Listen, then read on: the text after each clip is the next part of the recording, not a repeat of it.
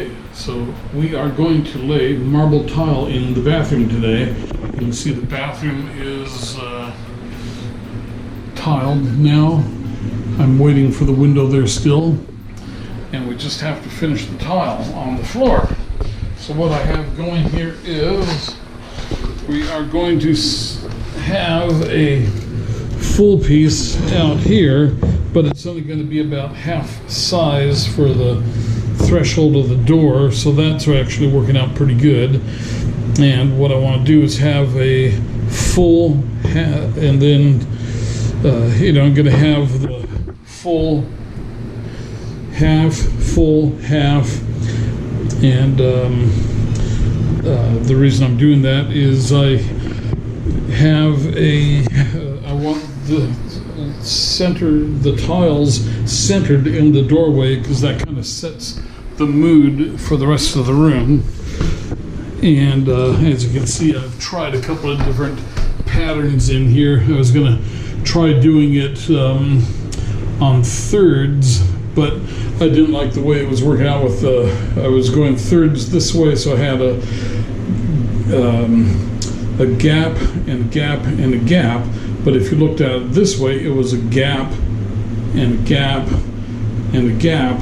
So the gaps this way were 1/3 and the gaps that way were 2/3. So it just didn't quite look right. And so what I'm doing here is I decided to go with just the standard subway tile pattern, which is a full, half, and so by half I mean one tile on the center line and then two tiles butted up to the center line and then alternating like that. So what I'm going to do is we're going to have two tiles starting here, 1, 2, off the center line, and then the next tile is going to be on the center, and so we're going to just continue on with that. And what I'm going to do here is I'm going to tile over into this area here first. So let's get rocking and rolling on this. I've got my mortars already mixed up here in the pan, and I am going to trowel it on out.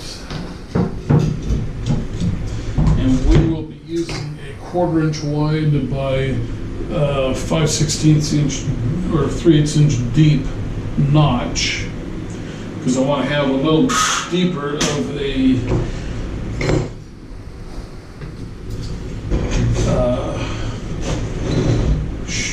mortar here. So okay, let me get my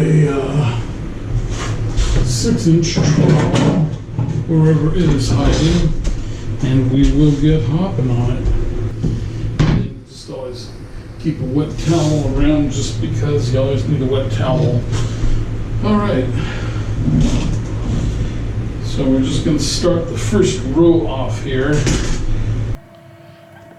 I'm going to start mortaring against the tub now. I'm taking the 6-inch flat trowel and just using it to spread mortar against the side of the tub. Now I've got the notched trowel. Remember, that is a 1/4 inch wide and 3/8 inch deep notched trowel. And now I'm measuring the tile. The tiles are actually 12 1/8, and I need to make the half point mark on it, which is 6 1/16. But I actually do not need it for this row. I need it for the next row. This row against the tub starts off on the halfway, the center mark. And remember, we're centering these tiles for the doorway, so that we have a full tile in the center and then 2 cut tiles to either side of that. So I am getting the tile set in place, and now I'm cleaning off the excess mortar so that I can work around the tile. I'm going to need to use the 4-foot level as a straight edge, and the first course is always the most important one to get straight, straight, straight. It has to be straight, otherwise it will staircase and throw off all the rest of the rows. So like any house, you need a good foundation, and any tile job, you need a good first row. So right now I am using the straight edge to establish the straight line, and then I am using spacers against the side of the tub to determine what the gap is going to be against the side of the tub. The tub has a little bit of a inward bow to it, so I am going to trim these, and I only need to trim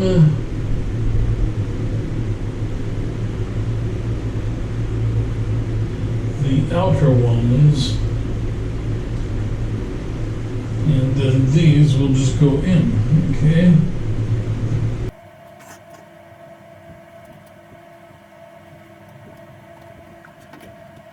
So you see what I'm doing is I am using my flat carpenter's pencil, and I'm pulling the flat wide side against the side of the tub, there, one here, and using that as a straight line to scribe down on the tile.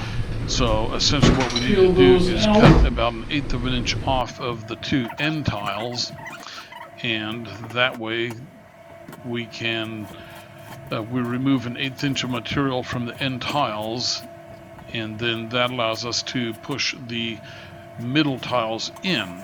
And right now the middle tiles have about 1/4 of an inch gap, so we need to trim those ends so that we can shove everything inward. And after we get the outer 3 tiles at the front and the back of the tub trimmed off, then we can get a straight line with the straight edge against the row, the edge of the row away from the tub, and the edge of the row against the tub will be trimmed straight with a 1/8 inch gap all the way along the tub, which is perfect. So right now I have the straight edge against the tiles, and I'm straightening everything out, getting it flat against the straight edge, the level. And then I am taking 1/8 inch shims and putting them in against the tub, between the tub and the tile. And on some of them I do adjust it just a tiny bit with a flat angle shim, and the shims are from they're about a maximum of 1/8 inch at their thick end, and maybe a 32nd at their narrow end. So I use the shims to just kind of fine tune, and we have a nice good straight line against the level now. Now what I'm doing is putting the level on top of the tiles, and I'm checking the tile for flatness, because I want to have the tiles flat end to end. I don't want to have any tiles sticking up higher than the rest. So you see I have my red dead blow hammer, and I just kind of tap the level, and that will sink the tiles down into the mortar and give me an overall level surface. And then when I'm done, I wipe all the mortar off of the level so that... And there you go, nice rounded cut there. No sharp cut, so that we don't have a crack point. Rounded is always better. And let's see how it fits in here.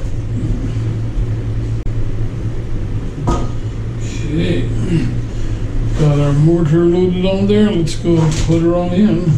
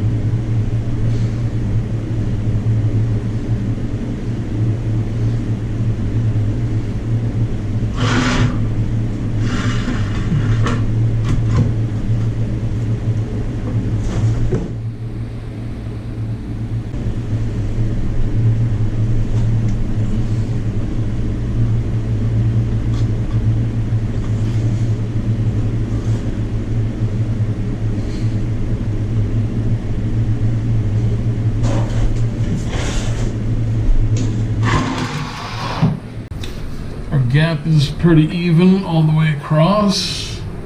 We've got our little end piece there that fits under nicely.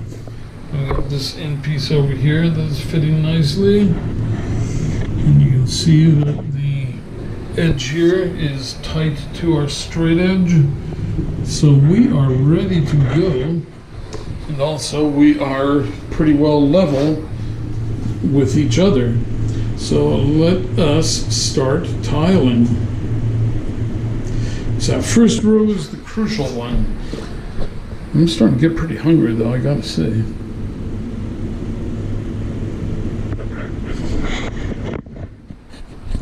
What time is it? 5 o'clock. 6 o'clock. 5:52. So the first row is all set now, nice and consistent. Has an 1/8 inch gap all the way along against the side of the tub, and with the ends trimmed, the outer edge of the tiles away from the tub are all perfectly flat and straight against each other. And then I've also put the level on top of the tiles and smacked them down a little bit from end to end so that the tiles are flat with each other. No ends are sticking up. Okay, so now that we have a nice straight first row, then all the other rows are much easier to do. You have a reliable straight end, so you can just start putting the tiles in, and you use adequate shims. I shim wherever there is a joint in the tile, so I'm using 4 shims on each side and 2 shims on each end.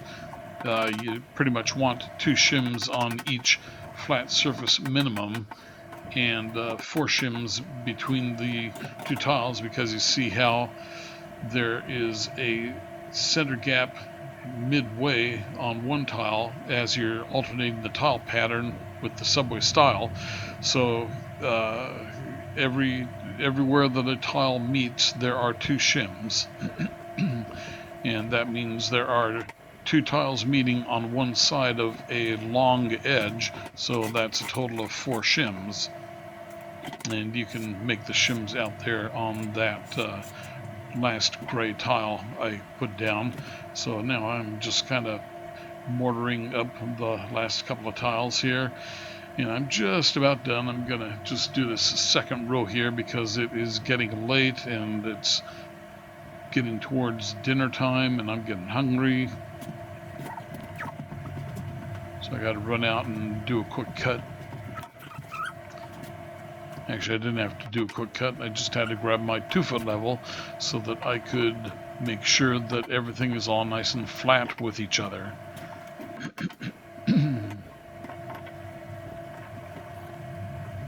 So you do all your prep work. You got to get that first row straight, flat, level, trimmed in just right. Now I'm fitting one more tile in way down long reach next to that other rounded cut tile that I put in under the wall tile. And so I'm just going to kind of finish up doing a few more things here, and then I'll be done for the day, and then I will show you the almost finished tile job coming up here in about a minute and a half. Okay, so I'm putting in the last piece of tile there and working the shims in place. Gotta make sure you get all the shims in because they hold your tile consistent. And if you have a pattern of shims, you want to keep using that pattern of shims, because any changes will telegraph all the way through the rest of the tile job. So pick a pattern and stick with it. Don't change things, because once you start to change things, it starts to change. And change is bad when you're trying to do a straight tile job.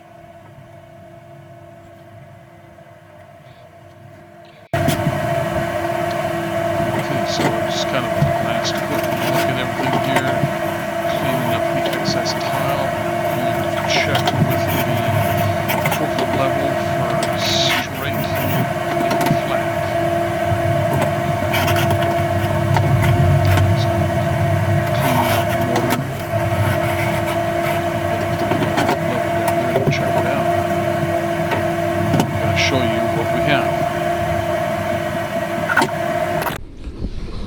Okay, you see here we have, we're on the second course. We've got the tiles in here are in place. We have everything is level and straight. Nice tight fit to the straight edge. So, I guess it's about 6:30. So I'm just going to say to heck with it and call it a day and finish this up tomorrow. But this here's kind of the critical part here, getting this first couple of rows. And now that they are in there and perfectly straight, they will set up the rest of the job. So anyway, there you can kind of see what my marble floor subway pattern is going to look like. So it should be pretty nice when it's all done. All right, well, I am going to go home and I'm going to make some Thai peanut chicken. All right, I will see you kids later. Okay, we are moving along. The marble floor is in the bathroom here, just about all the way. All that's left is to do the threshold here under the door. These are the two grouts, platinum and Arctic white. Platinum on the floor and Arctic white with the white tile in the shower stall. And I need to get a new 10-inch setback toilet too, because this one is just a little tight. It's 11.5 inches. You see here, you see that Sikaflex caulk on top of the ring. That is actually a new ring attached to the top of the old flange. The old flange was kind of rotting out. So this one goes directly over it, and you screw into the screw holes for the old flange. But I'm still going to put a little flange extension on there, because you want to have that flange up about a 1/8 to 1/4 of an inch above the floor, and that way the horn of the toilet, and that's the drain from the porcelain bottom of the toilet that sticks down into the flange, you want to have that so that it is actually sticking down into the flange, and that helps to prevent any water from getting out when you flush. So anyway, we've got the marble is pretty well installed here, and just waiting on that window still. And then the bottom of that will get a white marble or quartz bottom sill, no gaps, no grouts in it, and that way it will be much more waterproof. Okay, so then we will start working on the kitchen tomorrow. I have all my paints and everything. Gonna get new appliances, making arrangements for the marble countertop people to come in and do all new countertops. This here is the 4x4s for the new front porch design.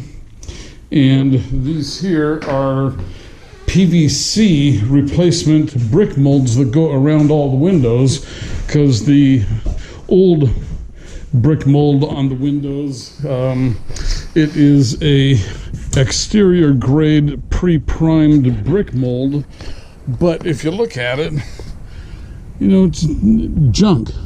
It's finger jointed, and they tell you that it is outdoor rated and it comes pre-primed, but this is only about 4 or 5 years old.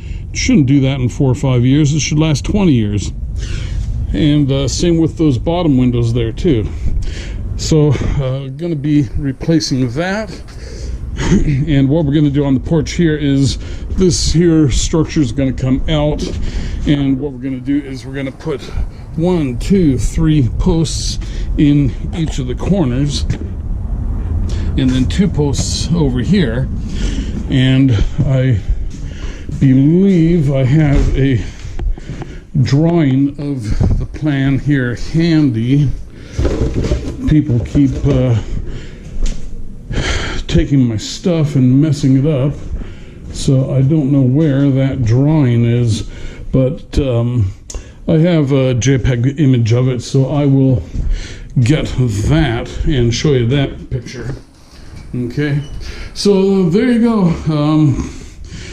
Things are rolling along nicely. I'm going to grab these tomorrow, put in a new tub or a new toilet, and then we'll just wait for the countertop people to put new countertops on, new marble countertop, and then this will be a all new bathroom.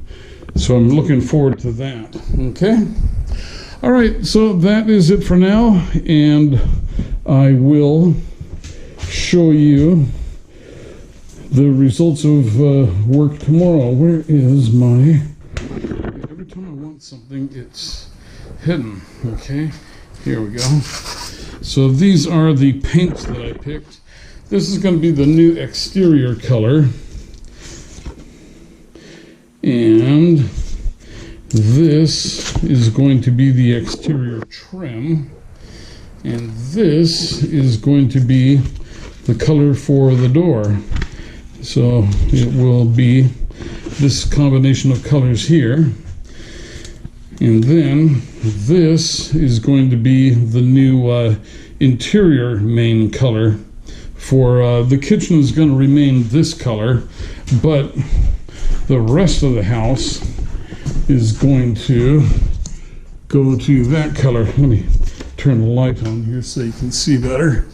Okay, so it's going to change to a little different of a color, and the trim color will remain the same, so it will have a little more contrast on the trim, which will be nice.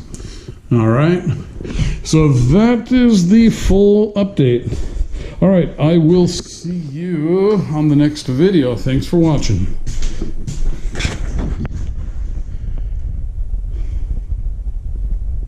Don't forget to like, comment, and subscribe.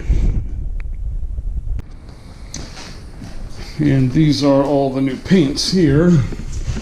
So we've got the 2 exterior colors and the exterior trim, and then 3 more exterior colors to make up a 5-gallon bucket. The guy goofed up when he was mixing, and he mixed up 3 1-gallons instead of 3 5-gallons, but that's cool. I got a $10 discount. Okay, I guess I did not leave the house fast enough, so let me turn the alarm off here. There you go. It's always nice to hear that. So I didn't leave the house fast enough. All right, let's turn it back on. Okay, there you go. All the neighbors are wondering, what the hell was that? And if there's any bums around here, it'll scare them off. Better not go and break into that one.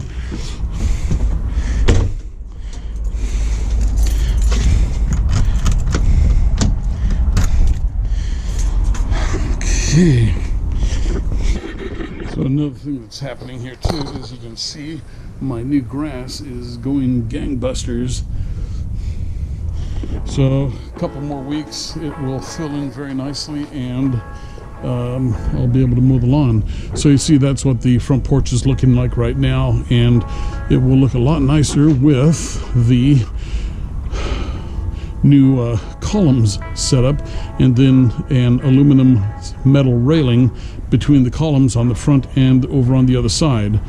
And then I'll put the balusters in the stairway railing here too, just to make it look finished. All right, let's get hopping.